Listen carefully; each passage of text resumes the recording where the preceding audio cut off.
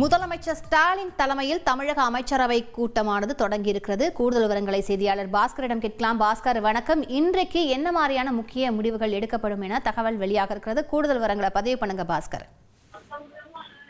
தமிழக பட்ஜெட் என்பது மார்ச் முதல் வாரத்தில் தாக்கல் செய்யப்பட உள்ள நிலையில தமிழக அமைச்சரவை கூட்டம் முதலமைச்சர் மு.க.ஸ்டாலின் தலைமையில தொடங்கி நடைபெற்று வருகிறது.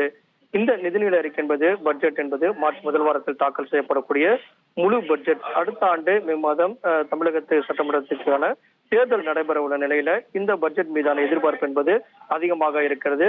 பல்வேறு விதமான புதிய அறிவிப்புகள் இந்த தமிழக பட்ஜெட்ல இடம்பெறக்கூடிய வாய்ப்பு இருக்கு. அதன் அடிப்படையாக கொண்டுதான் அமைச்சரவை கூட்டத்தில் புதிய அறிவிப்புகள் மற்றும் பட்ஜெட்டுக்கான ஒப்புதல் என்பது கொடுக்கப்படும்.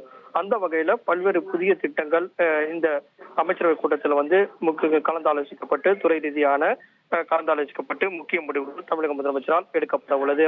அதே நேரத்துல 10 தொழில் நிறுவனங்கள் ஒரு 40,000 கோடி முதலீட்டுல தொழில் தொடங்குவதற்குண்டான அனுமதியும் தமிழக அமைச்சரவை கூட்டத்துல முதலமைச்சர் தலைமையில நடைபெற்று வரக்கூடிய அந்த அமைச்சரவை கூட்டத்துல முக்கிய முடிவுகளாக எடுக்கப்பட உள்ளது.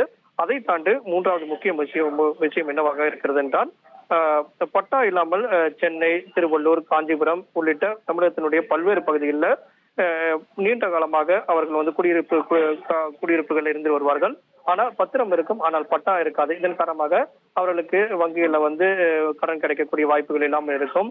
வேறொருவருக்கு விற்பனை செய்வதும் என்பதும் எளிதான காரியமாக இல்லாத நிலை இருந்தது.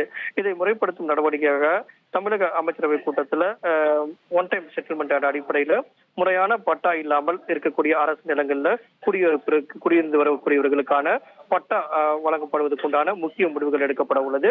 புறம்போக்கு இடங்களில் வசிப்பவர்களுக்கும் இந்த பட்டா வழங்குவதற்குண்டான ஒப்புதல் என்பது கொடுக்கப்படும். இதன் அடிப்படையில சென்னை, திருவள்ளூர், காஞ்சிபுரம் உள்ளிட்ட பல்வேறு மாவட்டங்கள்ல இருக்கக்கூடிய மக்கள், பட்டா இல்லாமல் இருக்கக்கூடிய மக்களுக்கும் பட்டா கிடைப்பதற்குண்டான ஒன் டைம் செட்டில்மெண்ட் அடிப்படையில நீண்ட காலமாக இருந்து வரக்கூடிய குடியிருப்பு வாசிகளுக்கு இந்த பட்டா என்பது வழங்கப்படுவதற்குண்டான வாய்ப்பு இருக்கிறது. இது கொள்கை முடிவாக எடுக்கப்படும் தமிழக முதலமைச்சரால். இதன் மூலமாக ஒரு 2 லட்சம் பேருக்கு பட்டா வழங்குவதற்குண்டான வாய்ப்பு இருக்கிறது.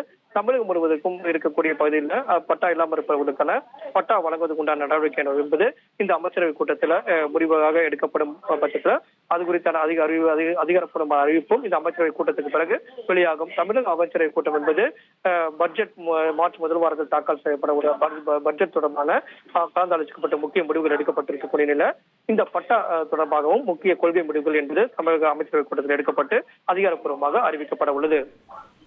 விவரங்களை வழங்கியமைக்கு மிக்க நன்றி பாஸ்கர்.